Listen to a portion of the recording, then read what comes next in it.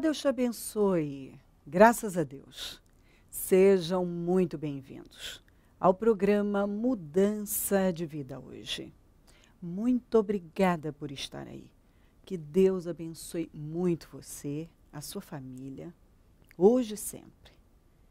Que Deus honre cada sonho, cada desejo, tudo que você tem buscado, que o Senhor realize na sua vida, em nome de Jesus Cristo. Nós estamos nesta fé. Meus projetos de conquistas para 2017, isso é maravilhoso, porque temos plantado a boa semente, dado as primícias do ano ao Senhor, e a gente sabe que quando a gente dá prioridade a Deus e planta uma boa semente, é certo. Uma vida de vitórias. Deus tem nos ensinado, porque foi para isso que Jesus foi à cruz, para que cada um ande em vitória. Aliás, a Bíblia diz que em todas as coisas somos mais que vencedores. Ser um cristão, mas acima de tudo um cristão vitorioso. Porque uma coisa é você ser cristão, outra coisa é você ser um cristão vitorioso. Andar em vitória. Jesus foi àquela cruz para que cada um ande em vitória. E quando nós plantamos uma boa semente em Deus, é certo que vamos andar em vitória. Nós estamos nesta fé. Hoje, na reunião do Deus que Sara, às 7 da manhã, depois às 9h15 e 19h30, clamor forte. Amanhã, às 7 da manhã em São Paulo, depois ao meio-dia em todos os templos. E domingo eu vou estar na Celso Garcia, 777 no Brás, às 9h,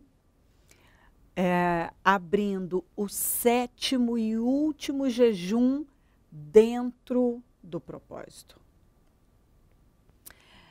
E vamos celebrar a Santa Ceia, vamos consagrar aos dizimistas e realizar o 7º e último jejum dentro dos meus projetos de conquistas, dentro deste propósito. E eu sei que estamos fechando com chave de ouro e eu quero que você tire uma cópia da parte de dentro do seu propósito e traga para nós, para que nós possamos finalizar, como sempre, de forma elevadíssima. E no outro domingo, nós vamos realizar um encerramento com a entrega do azeite que nós consagramos durante todo o propósito. Deus tem feito maravilhas e vai continuar fazendo. Então, domingo em todos os nossos templos, um trabalho extraordinário, eu não tenho dúvida disso. Olha o que diz aqui. No Salmo 119, no versículo 127 e 128. Eu amo os teus mandamentos mais do que o ouro puro. Por isso considero justos os teus preceitos e odeio todo caminho de falsidade. Aí aqui, ainda, no 119, 163, odeio e detesto a falsidade, mas amo a tua lei. E no 165, os que amam a tua lei desfrutam paz, e nada há que os faça tropeçar. Então o salmista estava declarando o amor que tinha pelas leis do Senhor, pela palavra dele, em obedecer. E ele declarou que era mais precioso que o ouro puro. E ele disse e repetiu, mas eu odeio a falsidade, e eu não ando no caminho da falsidade, porque eu sei que os que guardam, amam a tua lei, desfrutam paz. E não há nada, não há E nada há que os faça tropeçar. A falsidade é uma terrível e gigantesca pedra de tropeço. Muitas pessoas têm tropeçado na falsidade porque alimentam esse espírito e praticam, e têm feito pessoas tropeçarem, porque elas têm vivido desta maneira. Elas têm feito outras tropeçarem. E sabe o que é pior? Essas pessoas, e eu não estou me referindo a pessoas do mundo. Estou falando de pessoas que se apresentam como cristãs, mas que praticam uma fé fingida. Andam em falsidade. E estão perecendo em função dessa falsidade, dessa hipocrisia, e estão levando outras pessoas a tropeçarem também, porque uma pessoa falsa já é terrível, mas um cristão falso é desesperador. É desesperador. É o fim de tudo. Então, às vezes as pessoas, elas não se dão conta das loucuras que elas estão cometendo, o quanto elas têm vivido uma vida hipócrita, uma fé fingida. Elas têm vivido uma vida falsa, um comportamento falso. Elas encenam uma espiritualidade, encenam um cristianismo, encenam uma vida com Deus que não é verdade. Deus, que conhece o coração, sabe que há falsidade ali. No Novo Testamento, a palavra Jesus é a palavra mais bonita do Novo Testamento, é Jesus. E a segunda é arrependimento. Arrependimento significa mudança.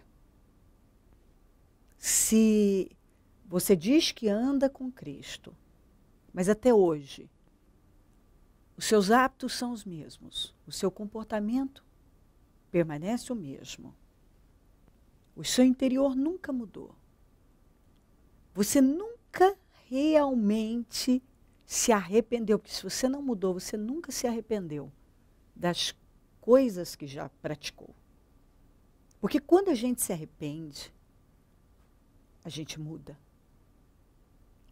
E você, quando lembra das coisas que foram praticadas, você lembra com pesar, às vezes até com horror, com vergonha. Você olha e diz, como eu pude ter feito isso, agir dessa maneira? Quando você lembra dos pecados, você tem nojo. Você não concebe jamais voltar àquelas práticas. Se torna inconcebível. Lembrar é quase que insuportável. Você não tolera mais o pecado como está escrito em Jeremias. Você tem nojo dele. Quando você tolera o pecado, tem alguma coisa errada. Por isso nós precisamos prestar atenção. Se você assiste algo na TV indevido, e você não sente nada, não se incomoda, você tolera bem aquilo, tem algo errado.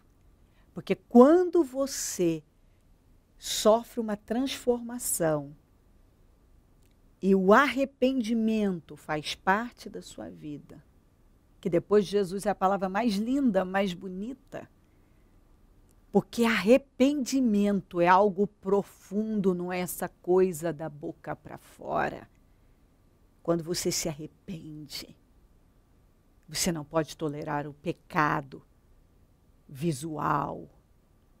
Você não pode tolerar o pecado através das palavras, os seus ouvidos não podem suportar. Você não tolera mais o pecado. Ele te incomoda, ele pesa sobre você, ele te dá uma sensação ruim, de mal-estar, de incômodo, você não se sente confortável. Quando uma pessoa está confortável com o pecado, ela tolera. E ela se sente confortável com pessoas, no meio de pessoas ímpias, falando palavrões e piadas obscenas, assistindo coisas imorais.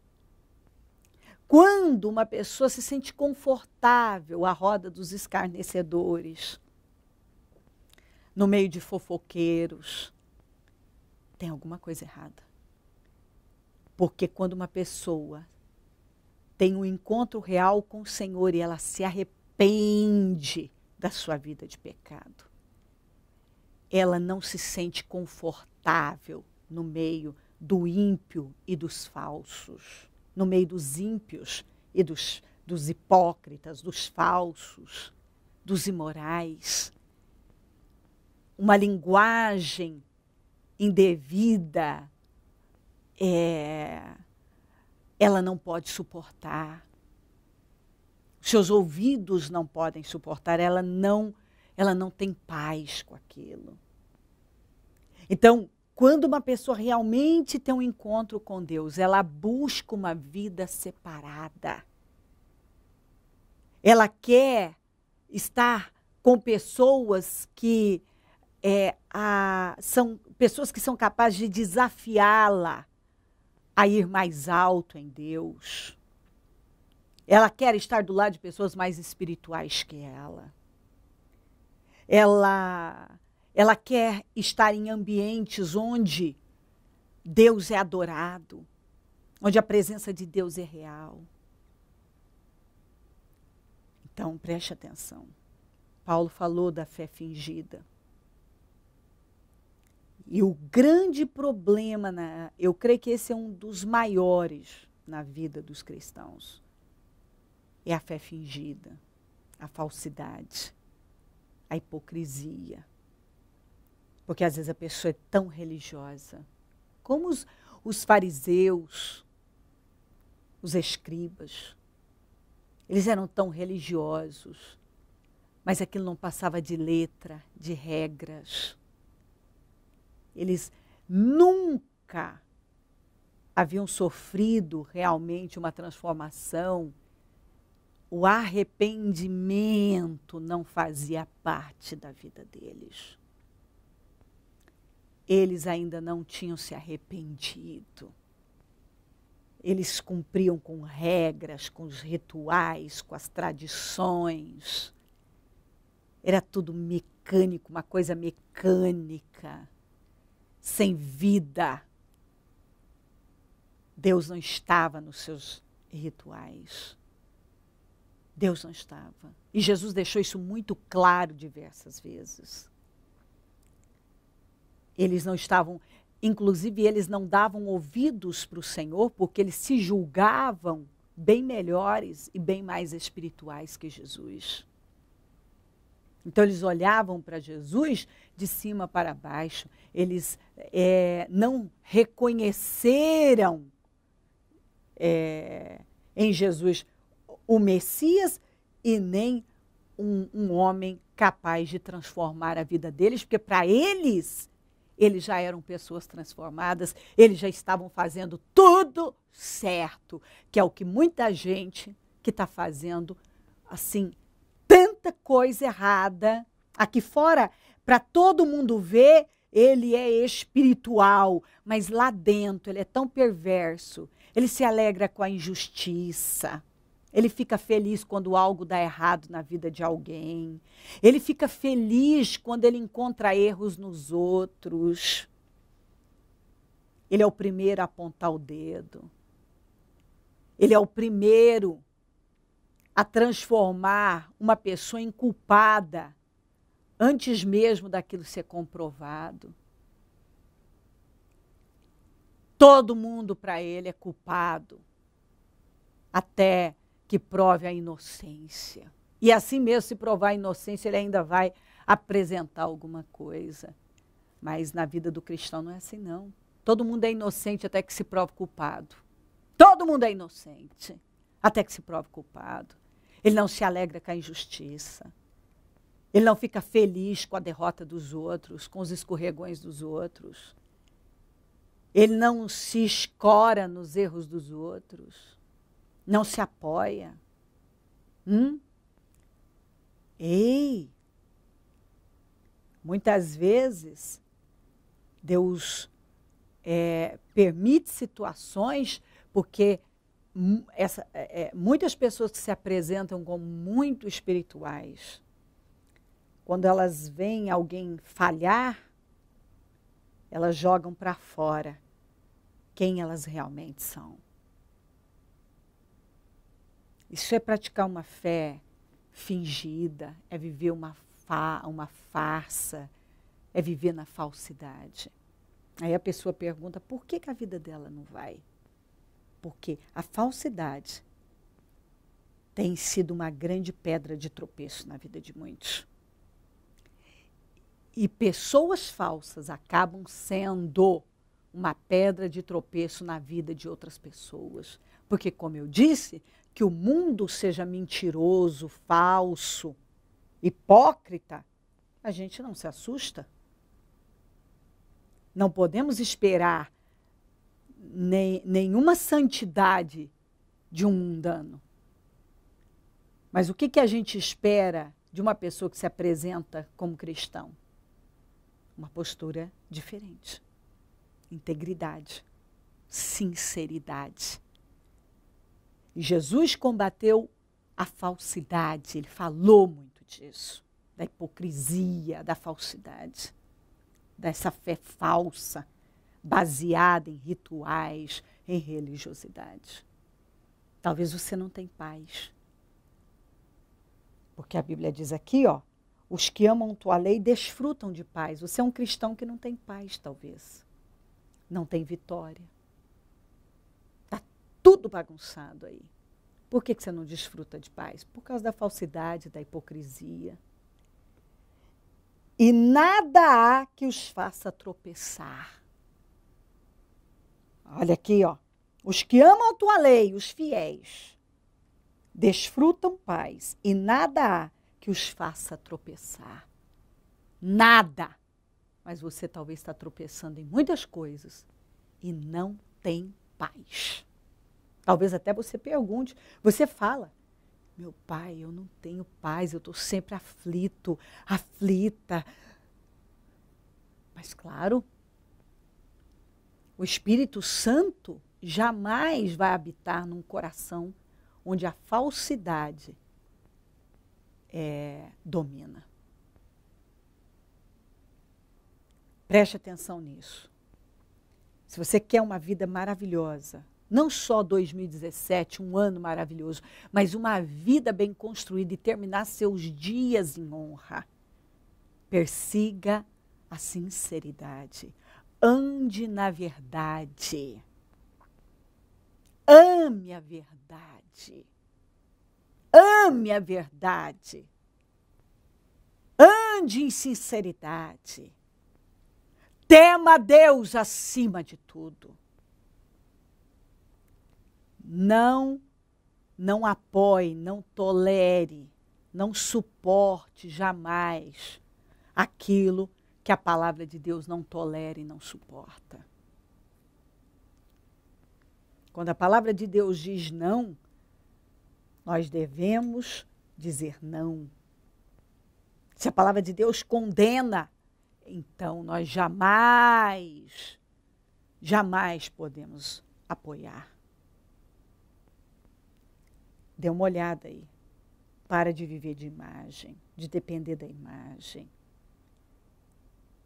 Para de viver uma vida baseada em encenações, em apenas parecer, que as pessoas vejam, que as pessoas pensem, que as pessoas achem. O mais importante é o que Deus está vendo. E Ele conhece o seu coração, Ele conhece suas intenções, as suas motivações. Ele sabe bem o que está dentro de você. E se você quer uma vida transformada, ouça a voz do Espírito Santo. Abandona a falsidade. Abandona a falsidade. Para de ser duas caras. Para de falar uma coisa para um e outra para outro. Para de falar nas costas dos outros. Para de fingir uma espiritualidade que não existe. Enquanto você tem oportunidade. Deus não vai te dar vitória na hipocrisia, praticando uma fé hipócrita, fingida, vivendo na falsidade. Não esteja. Está na hora de você dar lugar ao arrependimento. E arrependimento significa uma mudança total de caráter, de hábitos, de vida. E é provável que você nunca realmente se arrependeu. Você teve remorso, você já chorou, você teve momentos, mas não arrependimento. Porque você não mudou. Você ainda não mudou. E é por isso que Deus não tem podido fazer mais por você. Então você queria saber, possivelmente, por que você não está vencendo, por que tem tanta coisa aí no seu caminho e você está tropeçando em tantas coisas. Deus está te respondendo. Se arrependa. Ame o arrependimento. Ame. Abandone a falsidade de todas as formas. Se crer e desejar, quiser orar comigo, prepara algo que queira que receba oração. Eu volto já para nós orarmos.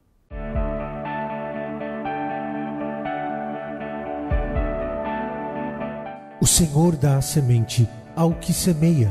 O Ministério Mudança de Vida agradece a sua ajuda ao Projeto Semeadores. Graças a pessoas como você, é que este ministério leva mudança de vida através da palavra de Deus a todos os lugares.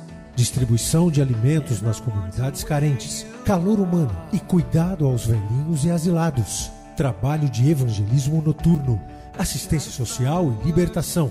Mendigos e moradores de rua, casas noturnas, redutos e becos são assistidos nas madrugadas.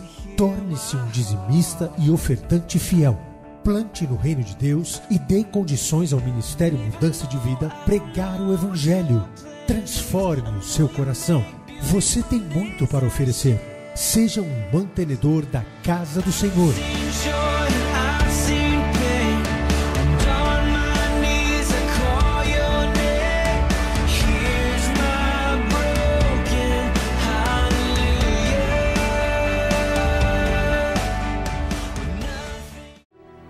Momento da oração.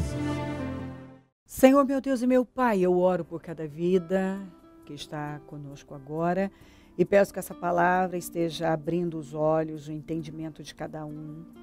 Eu sempre oro por temor, porque o temor do Senhor é que nos afasta do pecado, da nossa velha vida. Então eu oro para que ela esteja entendendo perfeitamente o que o Senhor está falando com ela, que ela consiga ver o Senhor cara a cara com ela, falando a verdade para ela. Abandone a falsidade, essa fé fingida, hipócrita.